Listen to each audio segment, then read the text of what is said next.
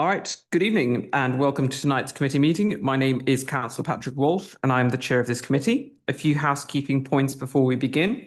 This meeting is being live streamed to the council's YouTube channel. By participating, you are consenting to be recorded. If the fire alarm sounds, please leave the meeting in an orderly fashion by the staff fire exit, which is behind me on my right. Officers will direct you to the assembly point on Riverside Gardens. Please can officers and guests introduce themselves when they first address the committee? And would everybody please make sure to speak into the microphone? Before we proceed with the agenda this evening, please note that agenda item 8 with respect to digital services and cybersecurity update has been deferred to a later meeting and members will be informed, as members have been informed this morning. So moving along to item 1, apologies for absence. And apologies for absence have been received by Sharon Lee, the Chief Executive, and David Hughes, the Director of Audit, Fraud, Risk and Insurance. Item 2, declarations of interest. Do members have any declarations of interest they wish to make? Okay. Item 3, do members agree the minutes and the exempt minutes of the previous meeting held on the 27th of October 2025 are a true and accurate reflection? Yes. Agreed. Charlotte?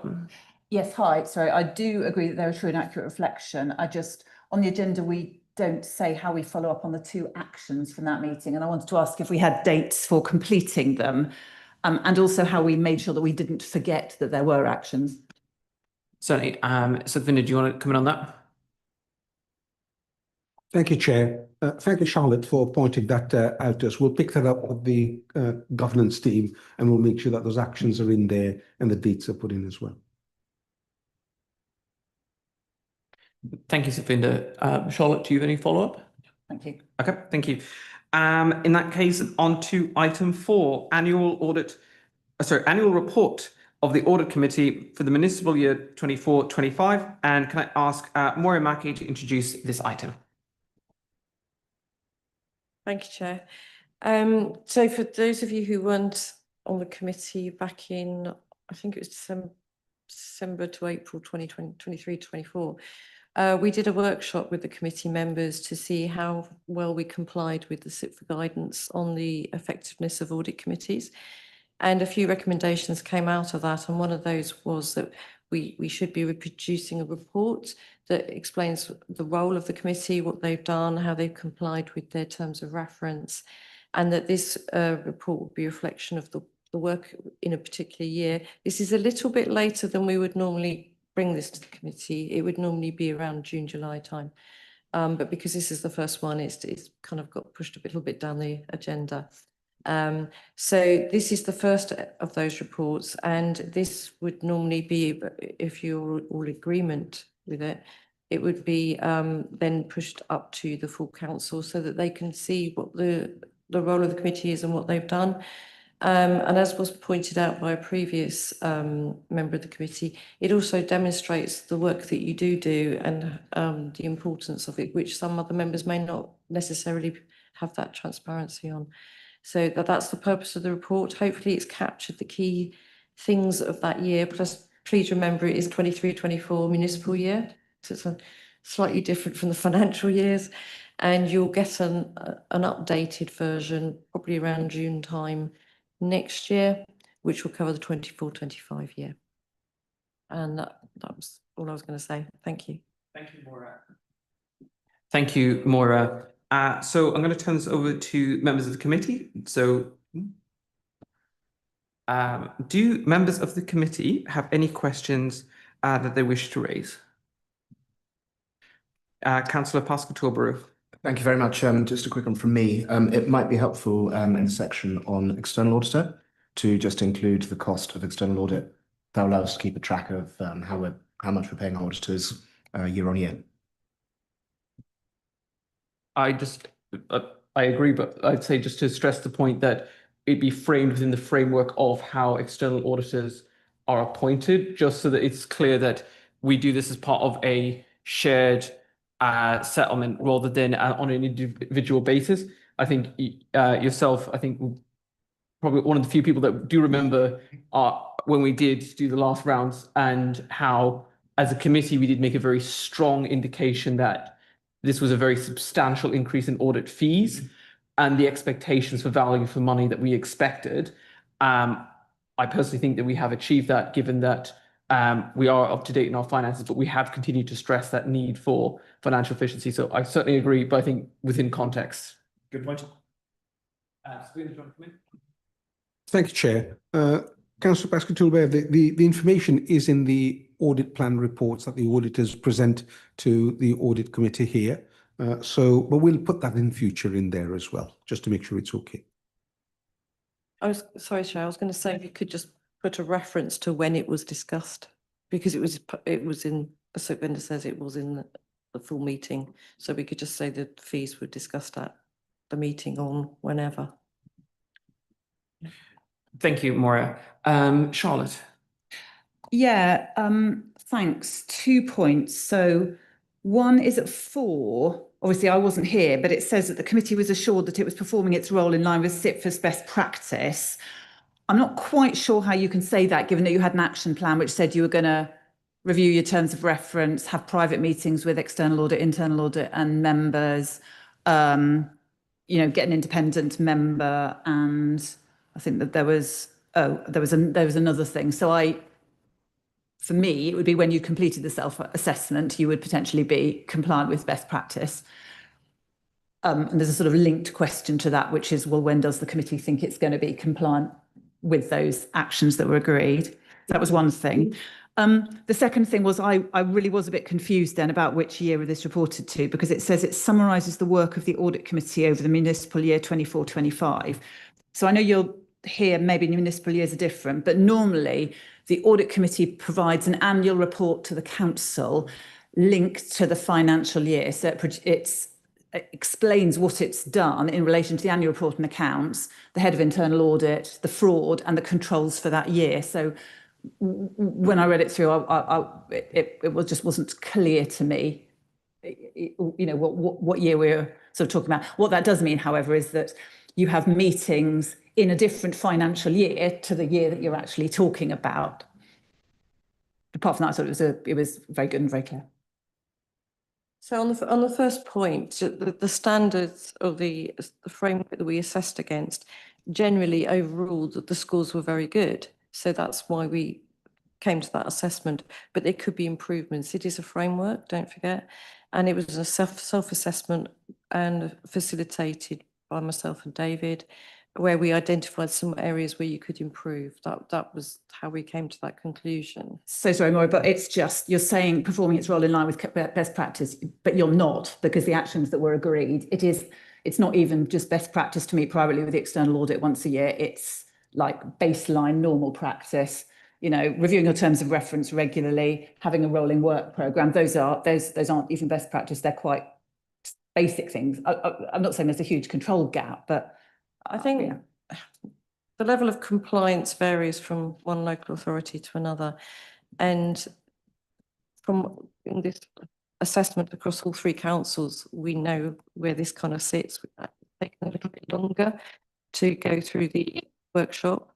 But having an independent member has only become much more of an issue in more recent years with the new standards.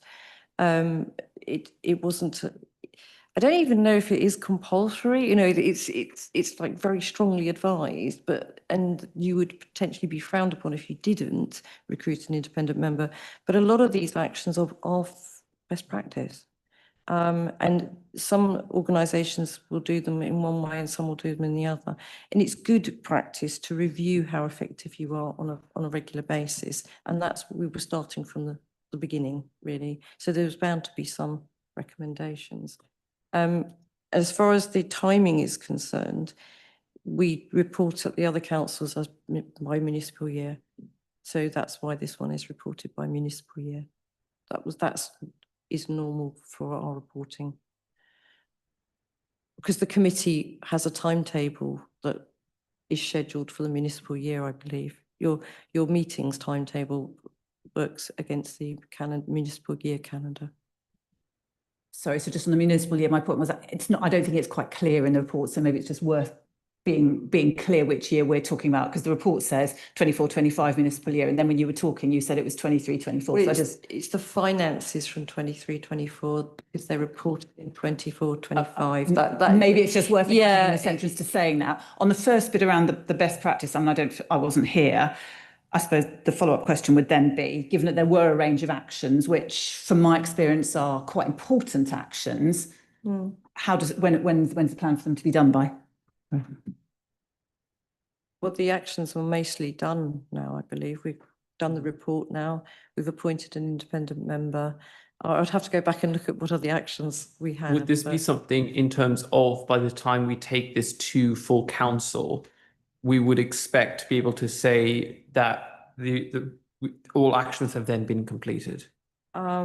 Possibly, I would imagine so, yeah. or at least be able to show substantial progress on all points. Yeah, yes. Do you have a follow-up question? Councillor Homan. Just sort of on from that, when, in that case, when are we intending to take it to full council? Yes, that's my, Yeah. you would, I would have to talk to governance because it would come from yourself. I imagine this would be something to discuss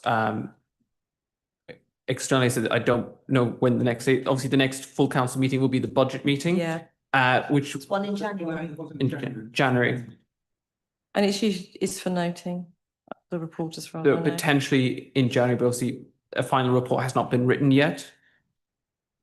Well, obviously, Usually this report is that report. yeah, if we accept this report, then Yes. yeah, okay.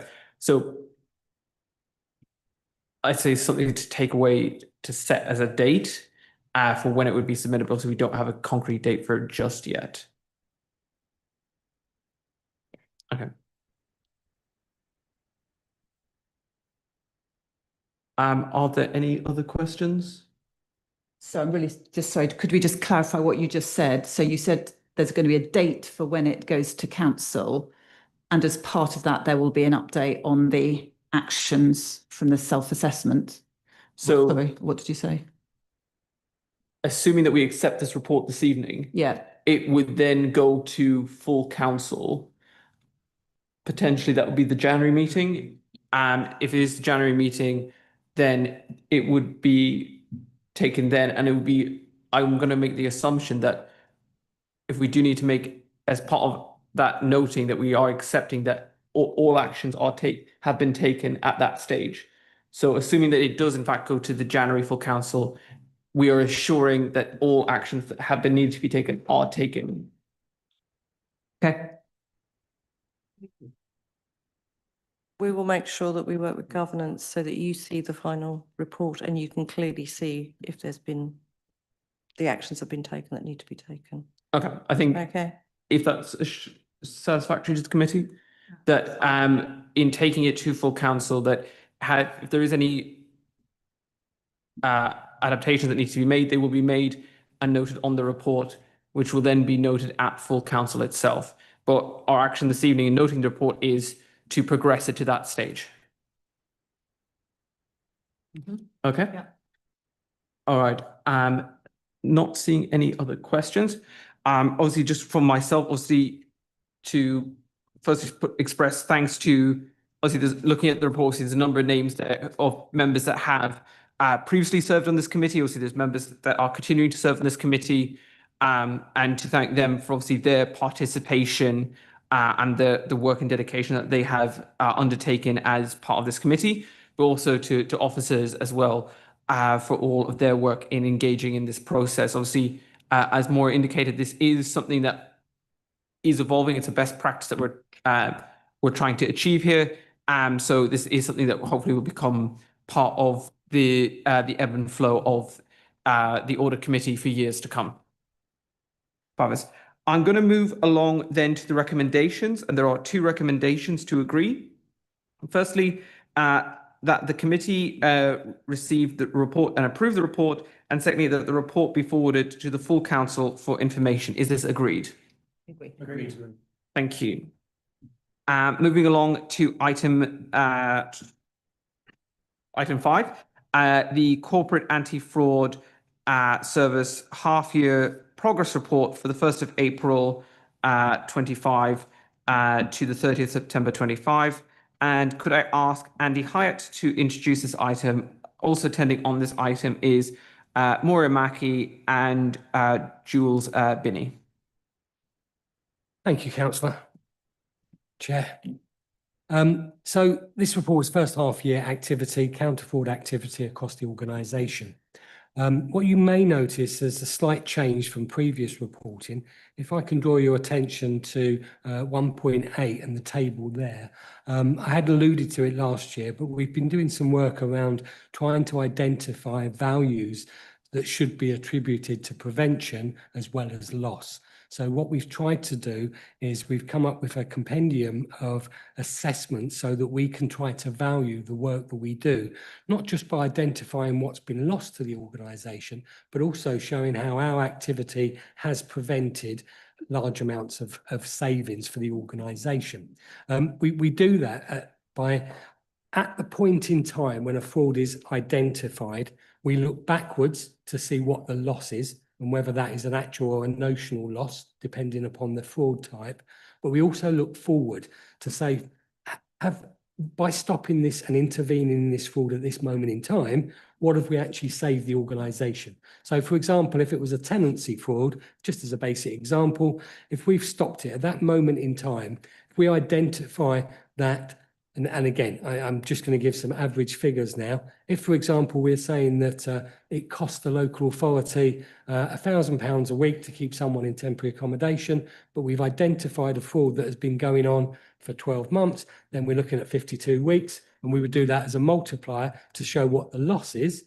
But then also we would say, well, on average, we work out how long a family might stay in temporary accommodation until such time as they're housed. And that gives us a guesstimate of how long the fraud might have continued for before we intervened. And that gives us a prevention value. So that's just a very basic explanation of what we're looking at. As I'm sure you will appreciate, because of the diversity of councils and the different fraud types, each fraud type will have its own different value because it will vary from type to type. But that, for the first time, that I'm presenting to you a report that shows, as I say, prevention and loss values, and that's extended on to individual cases on the tenancy fraud. And obviously, where it's lower figures, that's where we've identified it earlier. And unfortunately, the higher figures represent, on the loss side, represent, unfortunately, a case that may have been going on for some time before we've identified it. So that's a slight change on that. I just wanted to introduce that really to show you, or to try and give you a bit of a flavour of what we're trying to aim at. Because again, the work that the counter fraud activity does isn't just about identifying and finding fraud. It's also about trying to prevent and deter fraud from happening in the first place. So that's pretty much an overview. I'm happy to take any questions. Thank you, Andy. Anything from yourselves, Jules or Maura? Okay. In that case, I'll open it up to questions from the committee. Do members of the committee have any questions they wish to ask? Councillor Homan. Thank you, Chair. Can I just ask, if we look at table 1.8, I think there's some more figures below, which I've taken this from. If we look at the sort of total housing fraud, I think that there were 54 cases concluding that I've read somewhere a bit further down, and of which 24 cases were proven. But if we look at the internal, the staff figures, it was that 11 cases were concluded and 9 were proven. That's actually quite a high percentage of those that we've, processed to be. So I just really wanted to kind of probe on that a little bit more. I mean, I know the number's small compared to the housing one, but if you look at the housing one, it's like 50-50. And on this one, that's a very high percentage of them proven. So yeah, I don't know if there's anything more you can say about that. Yeah, I think it's the way the case comes to us. So in the tenancy fraud cases and housing fraud cases, we're getting a lot of those through tip-offs. So they're quite raw pieces of information. We need to do a lot of intelligence work to build those cases up into a live investigation. With regards to internal cases, a lot of the information comes from managers who may have already identified some of the wrongdoing, shall we say, that may have taken place, or from colleagues in HR who refer it to us to assist them in building a case against an individual for disciplinary. So the internal fraud ones, it may seem a higher return in what we're doing, but it's the way the case or the referral comes to us in the first place. Can I follow that up on the whistleblowing point? Because I think we say that we haven't had any anything referred to us this year so far on whistleblowing. How many did we have last year? We didn't have any last year either. So when was the last time we had any fire whistleblowing? Can you remember? Now, you've got to bear in mind, when we talk about whistleblowing, it's a very, very wide remit. I'm only looking at cases that are fraud cases, and I think that's why the numbers are lower. So there may be larger numbers of whistleblowing coming into the organisation as a whole, but I'm purely focusing on the fraud ones. From speaking to HR colleagues and working with HR colleagues closely, a lot of the cases that come in through the whistleblowing route, unfortunately, don't turn up as or fortunately, should we say, don't turn up on my desk as a fraud case, but it may turn into a grievance or it may turn into an internal matter. The real sort of measure, shall we say, is whether or not a case is in the public interest. Is it a lot larger, or is it just because someone has a concern because their manager may not be speaking to them as they should be, or they may be in a situation where there's a restructure they're not comfortable with. Now, the good thing is that whistleblowing, because it's an independent hotline, it at least gives our members of staff the confidence to give that information, but it doesn't always mean that it's going to be a fraud matter. Charlotte. Yeah, thanks. So I thought this was a really good report to provide a lot of assurance, and it's good to see the costings because I think it does bring the amount we recover and the amount potentially to lose to life. So thought that was excellent. I had two questions. The first was also about the activity, which is what's the trend data and how do you benchmark whether, we're sort of getting enough referrals and frauds? I mean, obviously one doesn't want frauds, but nor do you want to say, oh, it's zero, and just not because you're not picking them up. I think first and foremost, if we look at trends, I think our trends are two ways we tend to view them. First and foremost is the types of referrals that we're receiving. So that's the obvious area. And the second one is really through our network, speaking to other local authorities, speaking to my peers across London and across the home counties to see what the trends are and whether we need to be alert to anything in particular. Unfortunately, I think over the last few years, it is referred to again in this paper. We had some issues with regards to dual working or polygamous working with regards to internal matters. But as ever, unfortunately, because of where we are and because of the housing issue, tenancy fraud, housing fraud, unfortunately, remains very, very high. And really, because of the value to recovering a property and allowing a family to have access to affordable homes, I think that has been our focal point for a long period of time. If I look across the case holding of the investigators, probably 75% of their cases are tenancy or housing cases. They really are. And that's where we need to concentrate our efforts and keep to work. In terms of benchmarking, actually, I will send it round afterwards.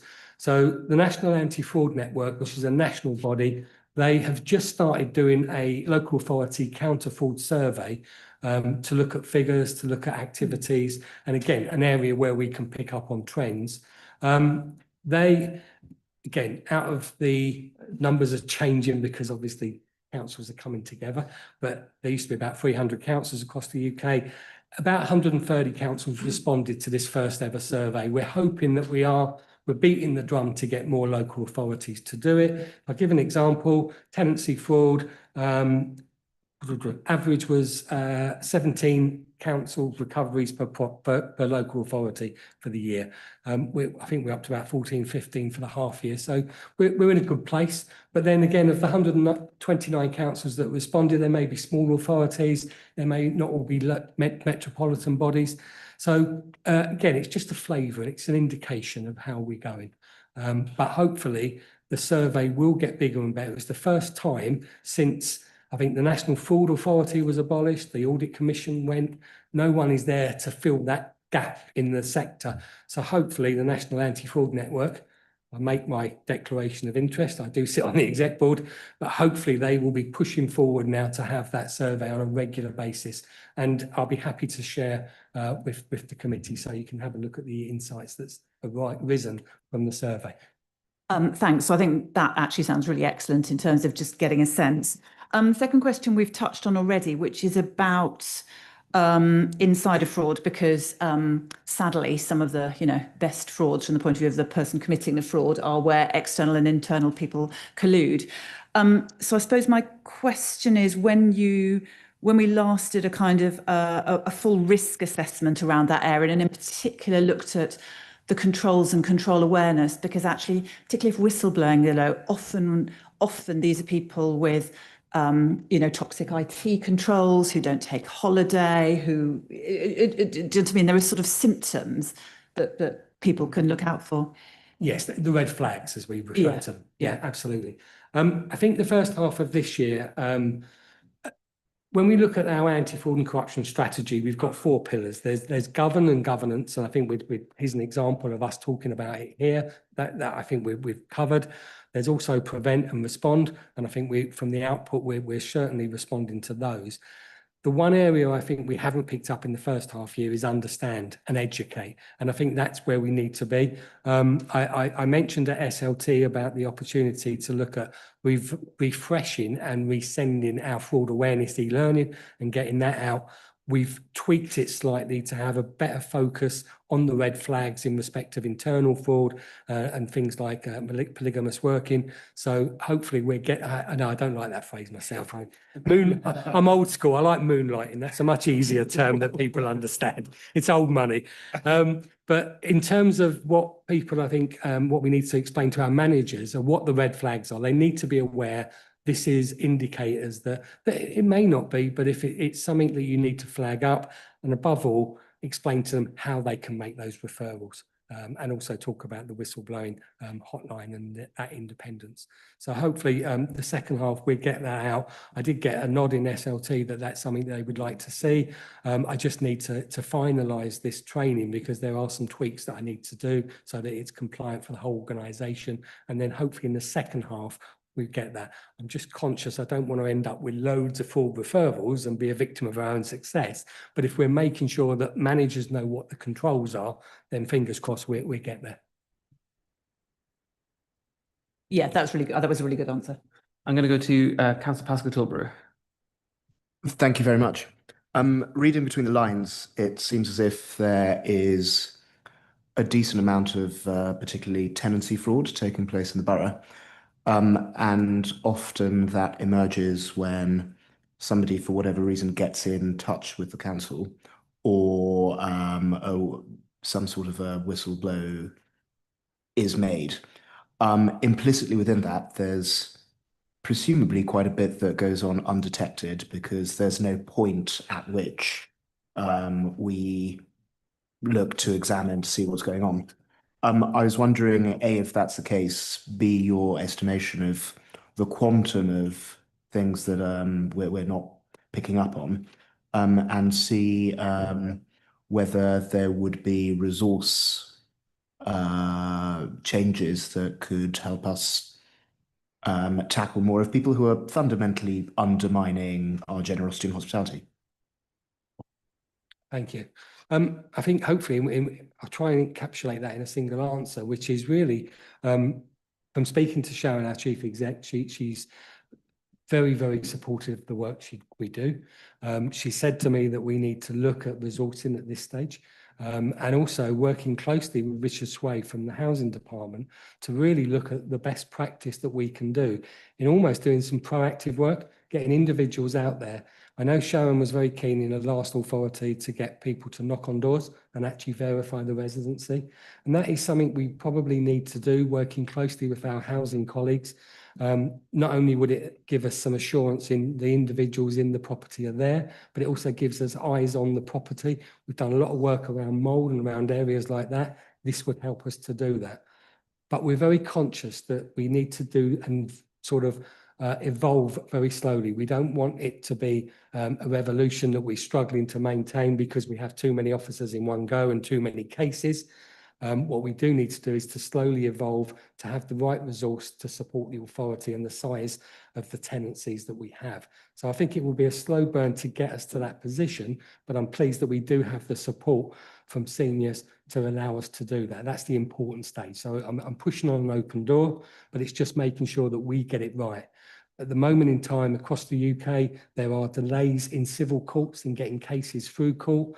And what we don't want to end up with is lots of cases that are waiting to be heard because we found them. What we feel we can do a much better effect is what my officers do, which is investigate, get really good evidence, present that to the individuals to the point that they return the keys rather than us having to go through long and lengthy prosecutions. So whilst I think the visiting will give us some assurance, it can cause us some problems. So what we want to do is evolve slowly. We've recently added an additional financial investigator into the service so that that ensures that we have succession planning on our recovery of funds. We've also this week appointed a new investigator who we had on secondment from the housing department. So he's come with really good housing knowledge.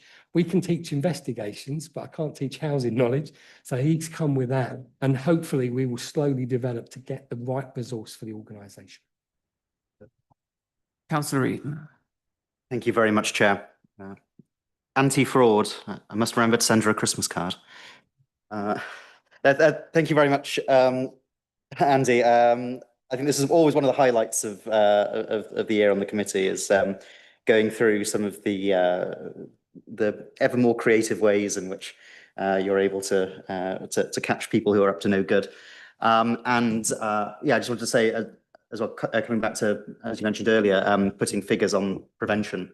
That's a hugely valuable exercise for us to be doing because, yeah, it really gives us a proper view of the absolute value of the service, which we all recognise from our work looking at what you're doing. So thank you very much.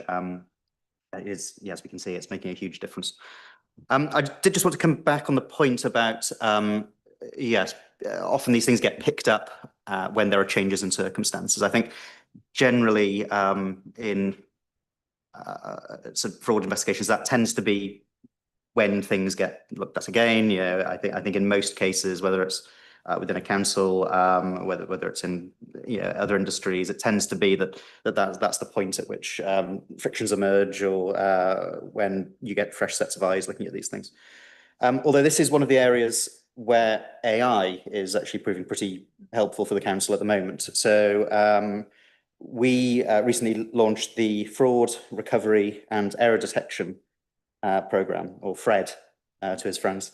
And this is something that goes through various data sets that the council holds and brings up red flags where there's potential for frauds to be committed. I noticed in one of the examples in the paper, there was an instance where we went through the single person discount data to see that actually there wasn't a live-in carer at this property, and so the tenancy succession wasn't valid. But Fred is using these multiple data sets that the council holds. It's already flagged up, I understand, over £1 million worth of fraud within the council. And so there's going to be, I think, real opportunities there for us to use this new technology and all of the data that we do hold in order to really get a proper full picture of fraud within the council. In the 1980s, Nigel Lawson used to say, "Tell Sid, I say, let's ask Fred." I was going to bring Councillor Holman and then I'll do Councillor Nimmo and then yourself, Councillor Morton.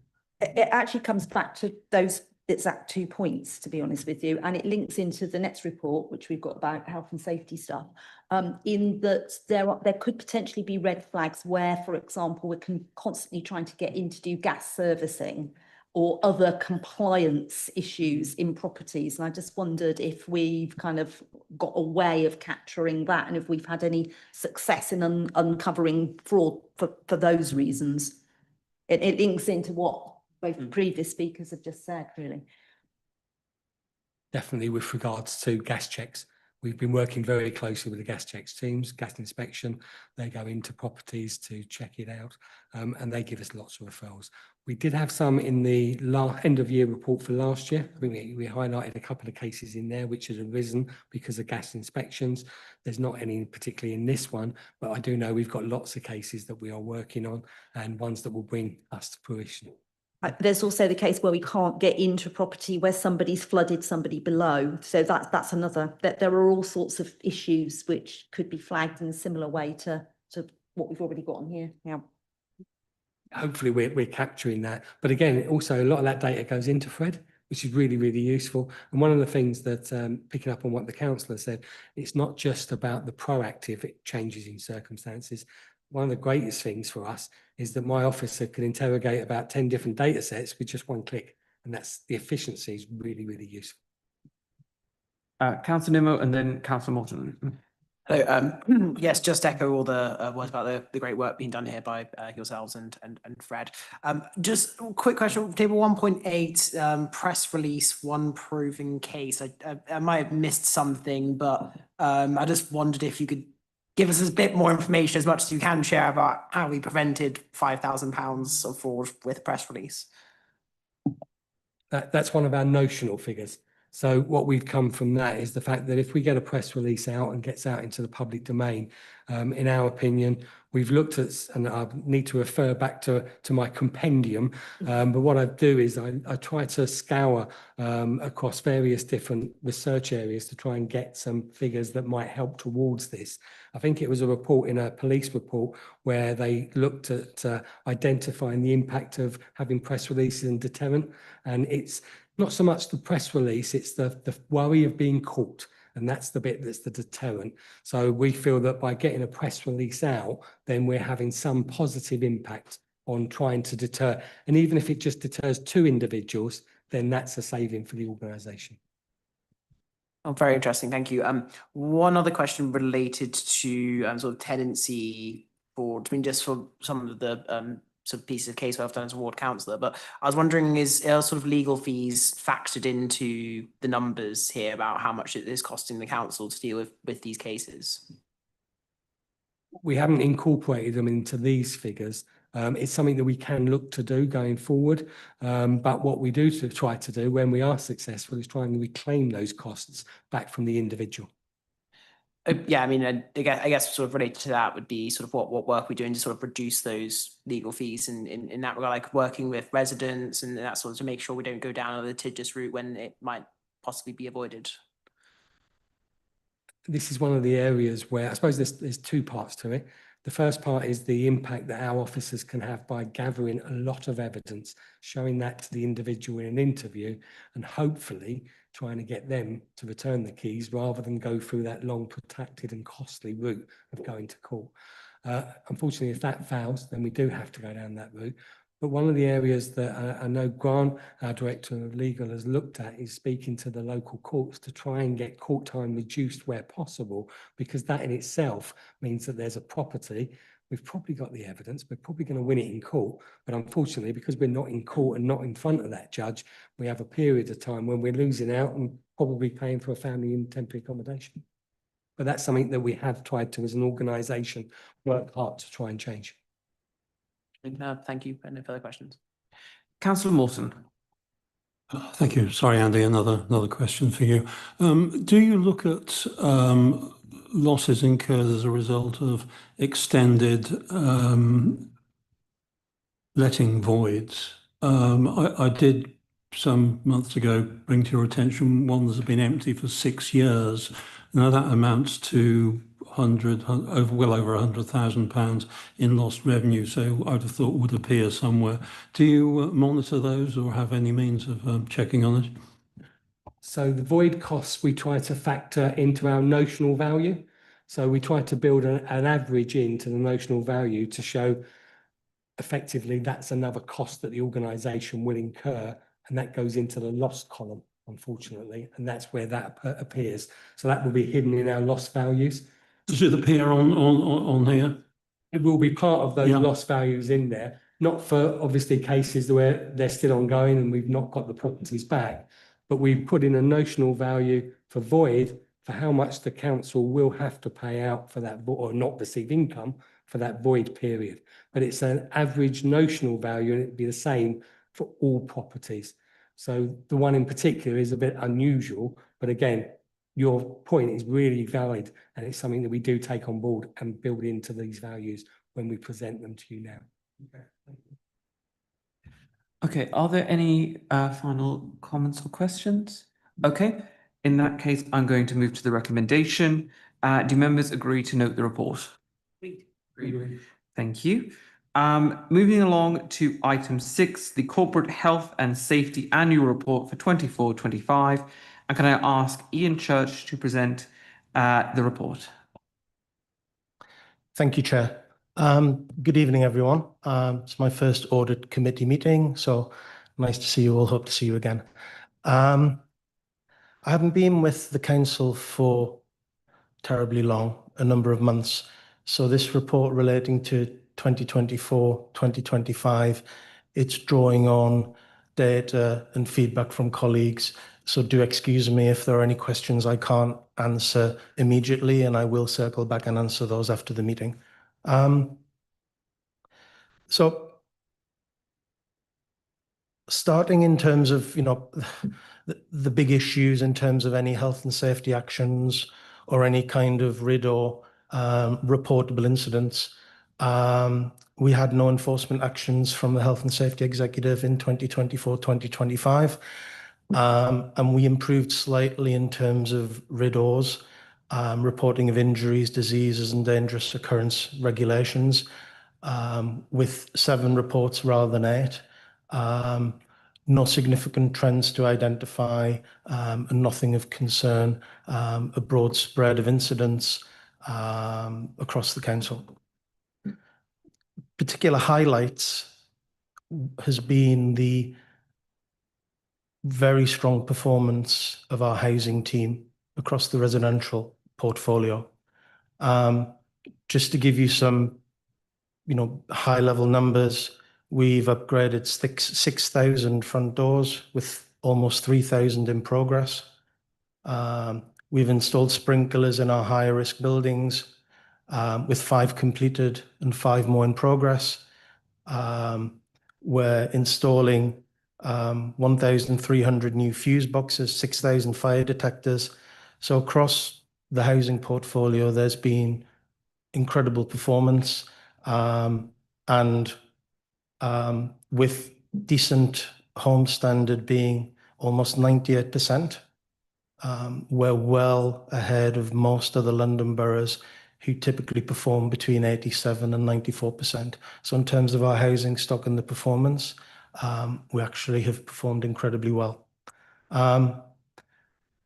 No surprise, some may say, because we're investing £1.4 million per week in our housing stock, and that is including upgrades to health and safety across the residential portfolio. Moving on a little bit, I know and I understand that libraries are a particular focus. Libraries have continued to be a focus for myself and the health and safety team too. Looking at the statistics in terms of violence and aggression especially, the statistics have increased. However, all I would suggest might not be as it seems, because we've been regularly meeting with library management. We've been doing extensive training with the library teams to actually encourage much more reporting and much more openness from the library teams in terms of what really is happening on the ground. Because without that data, we can't understand what's happening, we can't plan what's happening, and we can't make the library safer. So even though reported incidents of violence and aggression at libraries have increased to 76 from 55 cases last year, what's interesting to note is actually the severity of what is being reported actually seems to be empirically of less severity. Now, every reported incident is severe. However, that increase in reported incidents is as much about much better engagement with our library staff, as much as a really notable increase in incidents. Do we have incidents? Yes, but what are we doing? We've now got physical security in the library at Westfield, in Fulham Library and Hammersmith Library. As an update to the report, they're now both connected to the central CCTV system and are monitored constantly by our in-house teams. We're reviewing the physical layouts of our library buildings because we think with some relatively simple adjustments, they can be more controllable. And regrettably, the incidents that we're finding and the frequency of those incidents aren't more severe or terribly out of the ordinary when compared to other London boroughs, regrettably. But in terms of the level of feedback, the engagement and the planning, libraries remain one of our utmost priorities across the property portfolio and across health and safety.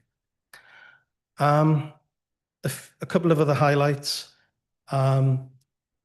School staff lost days during 2024-2025 have shown a considerable reduction. We're working with the schools teams to understand why that might be and whether, again, that's an issue of reporting data and analysis of data. But there is a significant improvement that we're very, very pleased to see. Two final issues. One thing that the Chief Executive has asked me particularly to take a look at is how we enhance and review security at public meetings moving forward. So there are considerable plans in play, and I've recently almost concluded an internal review into an incident that we're aware of that happened a number of weeks ago. We're going to be looking at how we police, whether we're choosing the right locations, whether our security provision is correct. Because even though, you know, matters will be considerably easier to manage once we move to the civic campus, in the interim, it doesn't mean we can relax. It doesn't mean we can't take this intervening period any lightly. And so there will be plans and there will be some changes that we plan to implement in the interim. Finally, civic campus. We are mobilizing the broader health and safety team, and we've brought in specialist health and safety advisors in terms of, let me say, the regular health and safety considerations that one might need bringing a new property into commission. We're also working very closely with the Metropolitan Police and other agencies in terms of broader risks, as well as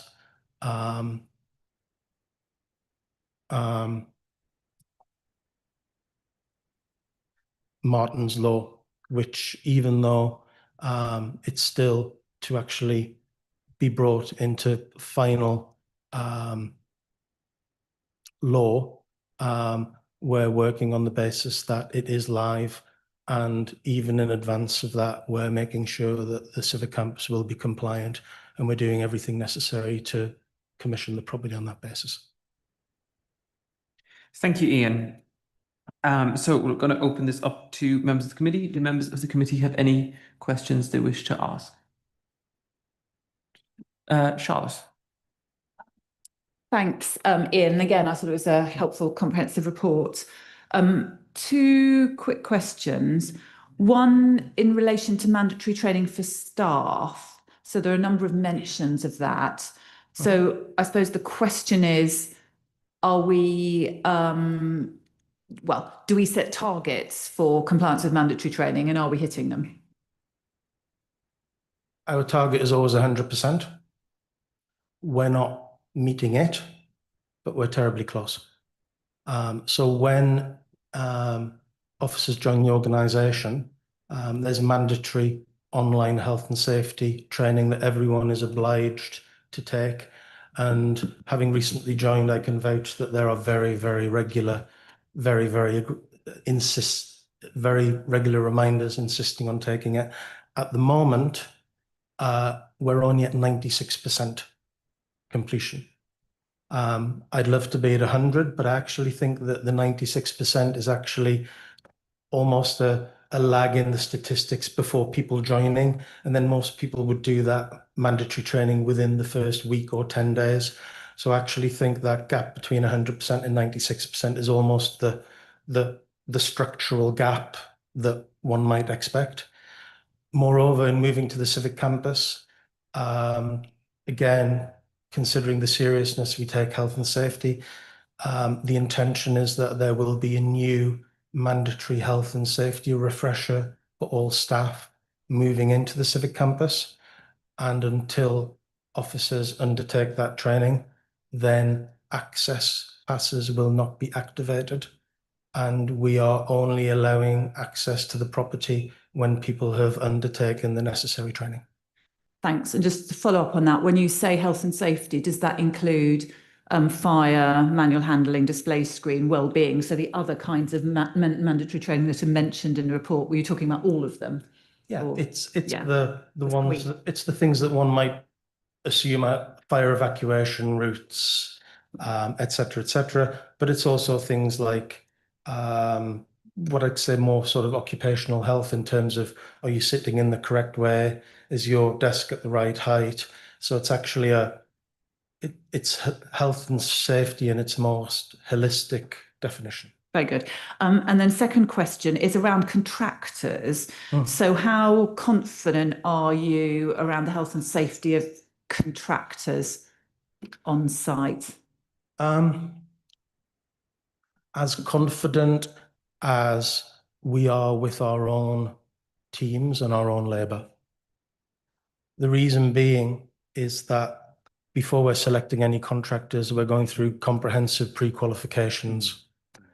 We're making sure that contractors have proper systems, competent people, and we're not just checking it when we're actually, before we're appointing contractors, where obviously price has a very significant part on the decision making, but also proper health and safety in terms of systems compliance and historic record plays a part in us deciding who we appoint within the council to do what.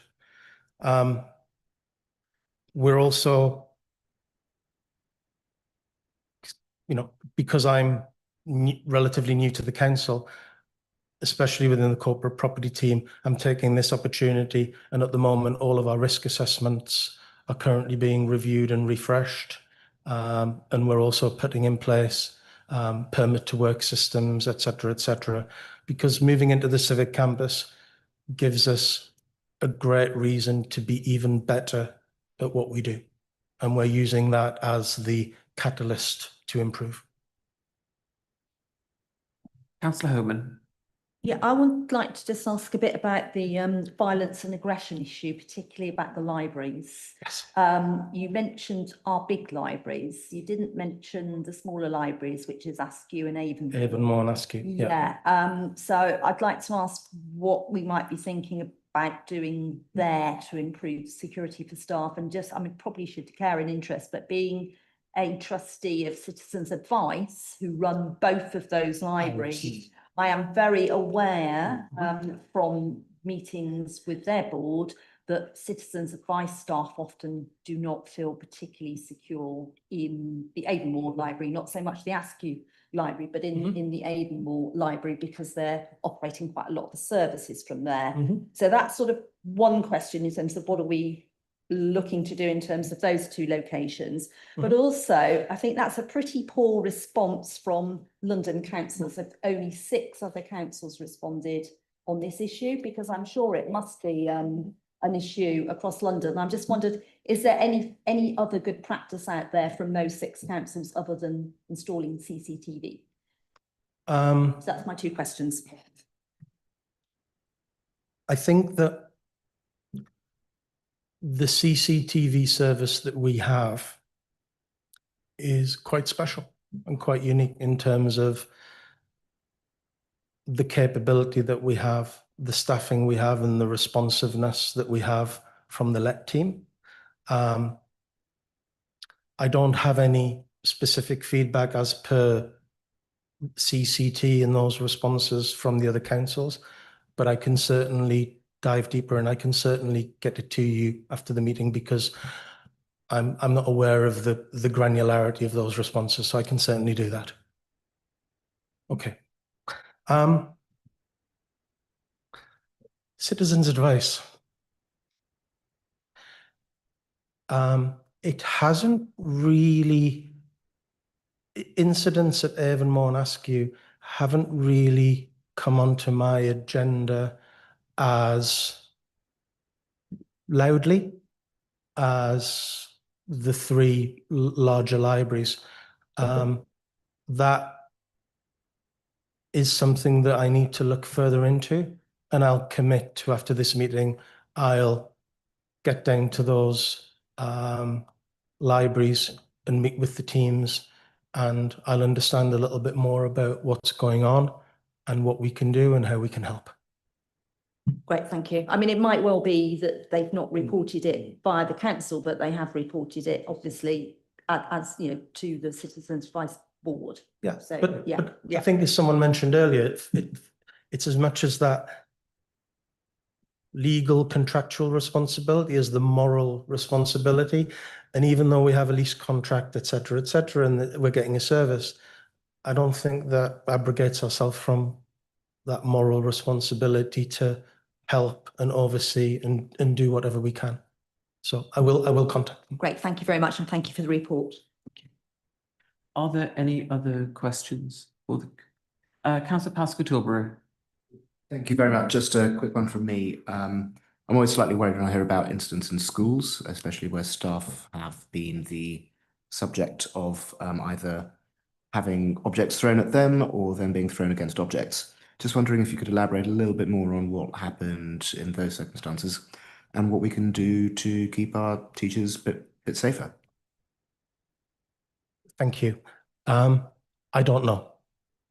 I don't have that level of granularity, I'm afraid, but I do have another observation from schools that I have raised more broadly with education, is that I love near misses. All other health and safety statistics, pretty much without exception, we want them to reduce. Near misses are one of those statistics that I want to see increase passionately, because the more near misses we have, similar in a way to the library, the more data we have, the more we can understand how we can manage what almost happened, and the near misses that were being reported by schools is exceptionally low, and we need to improve that. In terms of the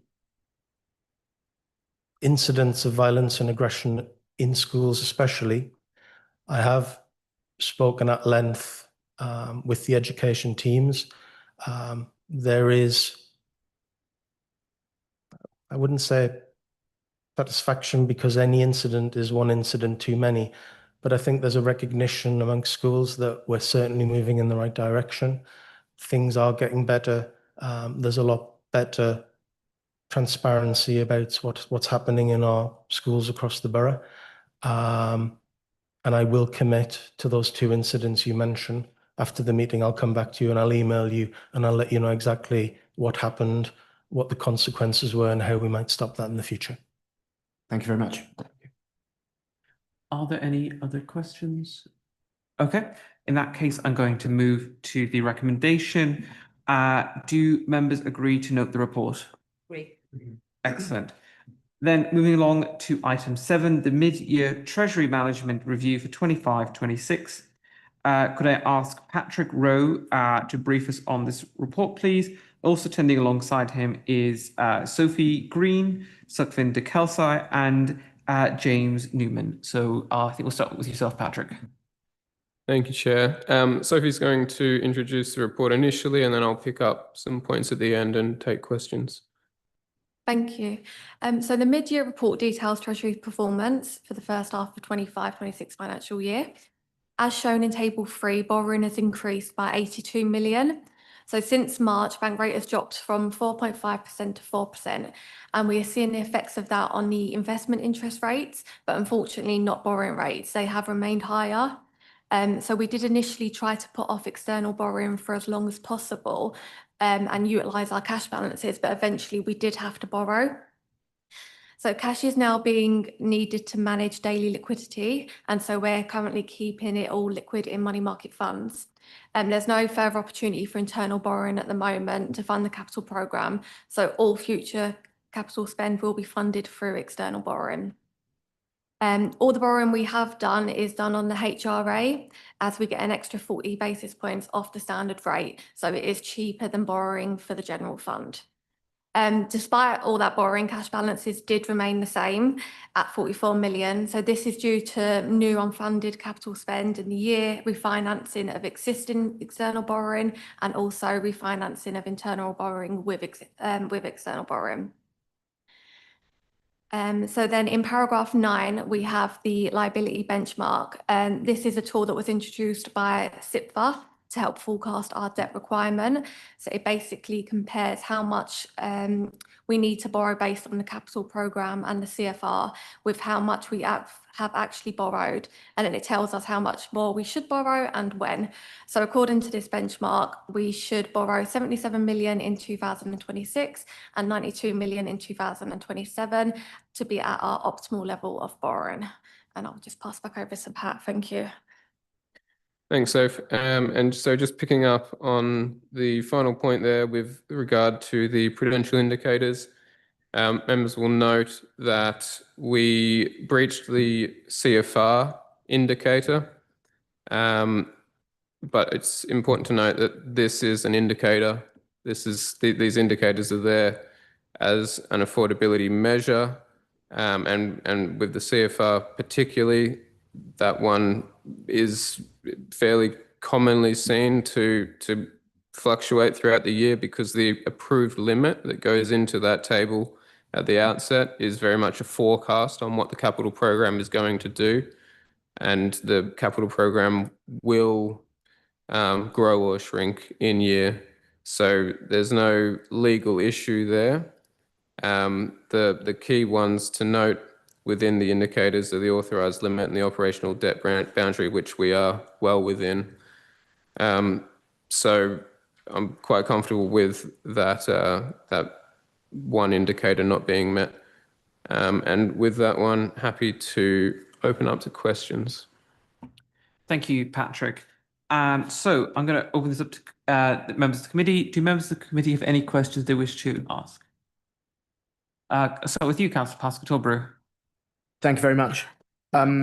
Obviously, we're moving to a position where we have to find our money from elsewhere because of the additional requirement for borrowing. On a scale of 1 to 10, how worried are we about that? And do we think this is manageable and a sustainable place to be? The capital program obviously feeds into your revenue budget through borrowing costs and MRP. So the size of the capital program will have a potentially significant impact on future revenue and the requirements for savings.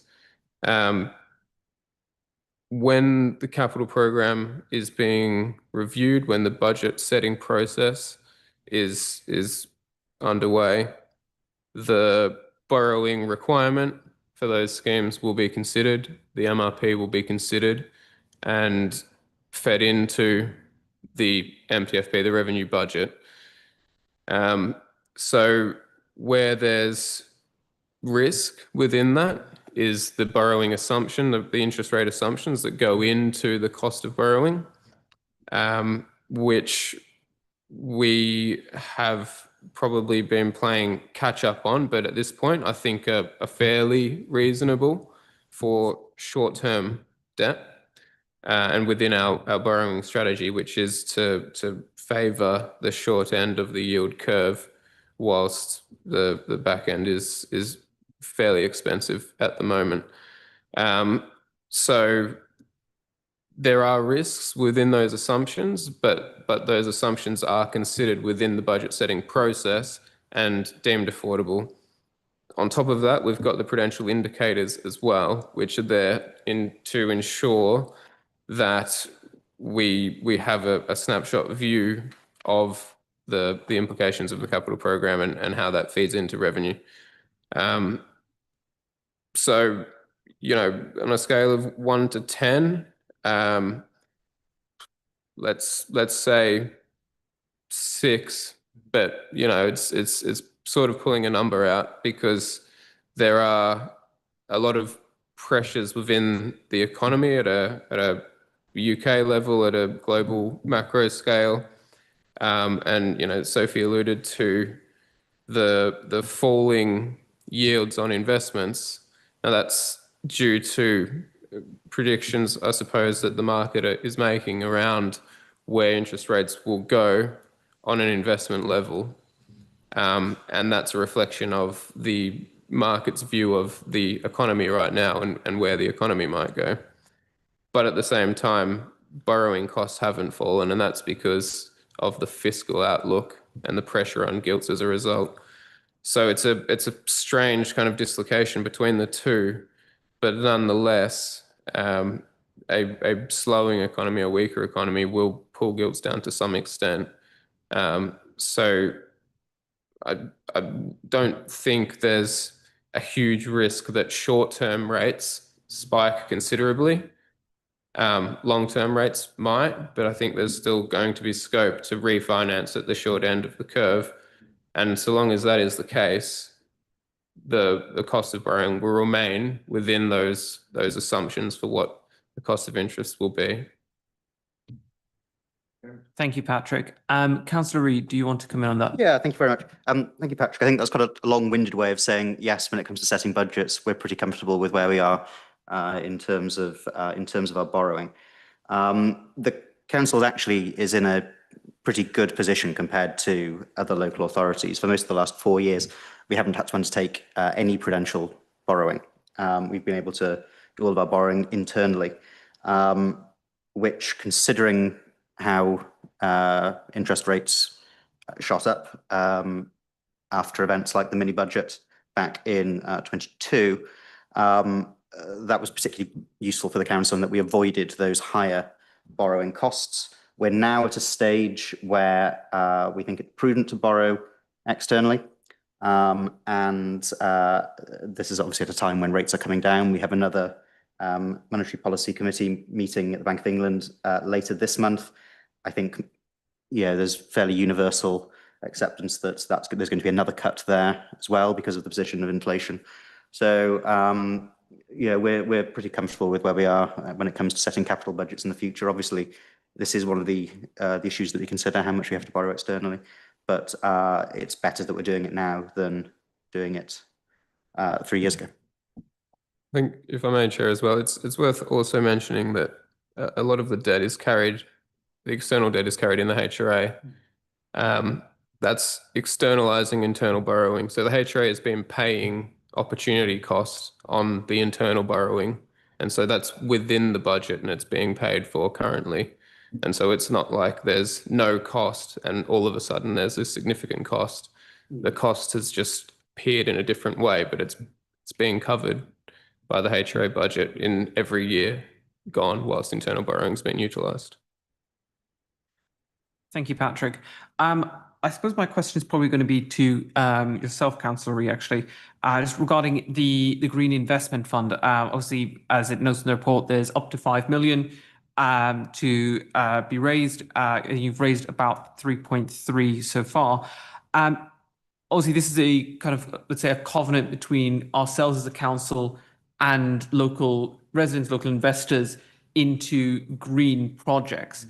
In what way are we communicating that investment? Because obviously, yes, it's an investment in the classical sense of they invest, they expect a return, but there's a particular investment that they are, particular use of their funds that they're seeking here. So in what ways are we going to demonstrate that, or what ways are we demonstrating that to them? Thank you very much, Chair. No, I think that's a really good question. The more that we go out and tell people about the good stuff that their money is doing, the more likely they are to invest in the future. And as we know, that's a good thing. The H&F Green investment is a rare win-win-win. It's a win for investors who get a market-leading return on the money that they put into it. It's a win for the council, and then we get to borrow more cheaply or more reasonably than we would if we were borrowing from the PWLB. And most importantly of all, it's a win for our environment in that we get to go ahead with these projects across the borough that are greening the area and making it more sustainable. I was last week, I was out on my hands and knees on King Street, planting new plants as part of the new rain gardens that you see out on the way down to the Tesco there. The great thing about these sort of very public schemes is that people walk past, they see them, they see the little plaque funded by the H&F Green investment, and they think, oh, I wonder what that is. I'll go and look into it. But we have a job as well as a council to publicise those, because the more people who buy into it, the more money we save as a council, and the more our residents get to benefit from these investments. It's a very timely question as well, because today we have just launched the 5th tranche of the H&F Green investment. We're the first council in the country to get to 5. We're looking to raise up to £1 million at a rate of 4.1%. So quite a lot better than you'd get from many fixed-term savings products at the moment, particularly one that you can use as part of an ISA, which lots of the others at a similar rate you can't. So that's enough of the sales pitch. But this is it's a project that I think has done an awful lot of good for the borough, and one that we'll certainly be looking to do more of. As the report says, we've got a limit of £5 million that we've set for this. This was the largest such investment of its kind in the country, and we're looking to. We're fairly confident that we'll get pretty close to that £5 million before the end of the year. Thank you, Councillor Ream. Are there any final questions? Okay. In that case, I'm going to move to the recommendations, and there are 3 recommendations. Firstly, do members agree to note 1, the Treasury Management Strategy for 25-26 mid-year review, 2, the forecast capital financing requirements CFR for the General Fund and the Housing Revenue Account, better known as the HRA, and 3, the current split between external and internal borrowing. Is that agreed? Agreed. Thank you. In that case, we move to our final item this evening, which is the date of the next meeting. Do members agree to note the date of the next meeting shall take place upon the 16th of March 2026? Noted. Excellent. In that case, I draw this meeting to a close. Thank you, everybody, for the participation.